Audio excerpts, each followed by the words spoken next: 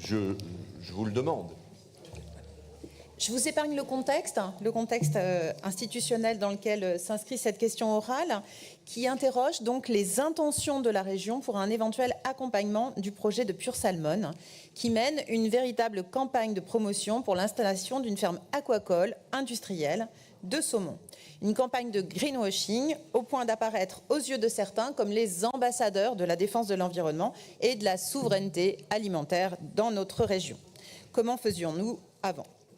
Un dossier bien mal engagé et bien mal accueilli par les structures locales comme le SAGE Estuaire, le Parc national marin, le BRGM, l'autorité environnementale qui émettent des réserves techniques ou encore le SAGE Nappe Profonde qui a rendu un avis de non-conformité.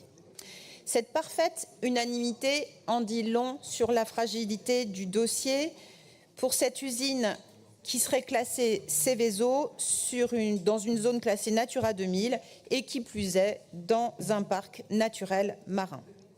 En réalité, c'est tout un territoire et toute une économie locale qui s'inquiète des impacts sur le milieu, des menaces sur les écosystèmes, des répercussions sur le biotope de l'estuaire et sur le biseau salé. C'est tout le secteur de l'aquaculture ou encore de la pêche et des autres activités aquacoles qui se demandent si les impacts environnementaux seront compatibles avec leurs activités. Du côté de l'appropriation citoyenne, c'est pas mieux. De l'autre côté de l'estuaire, ce sont des élus qui alertent. À ce jour, ce sont 15 conseils municipaux qui ont adopté des motions pour refuser ce projet démesuré qui pourrait bouleverser les équilibres et remettre en question les activités endémiques du territoire. On parle même de Pure Salmon à l'Assemblée nationale, dans des articles additionnels à la loi du plomb. En effet, avant que cette loi mortifère soit finalement l'objet d'une motion de censure votée par ses propres auteurs, 2 amendements avaient été adoptés par une coalition, j'insiste, transpartisane, pour réclamer un moratoire sur la délivrance des autorisations environnementales pour les élevages de saumon, dont la totalité du grossissement est prévue dans des installations aquacoles à circuit fermé.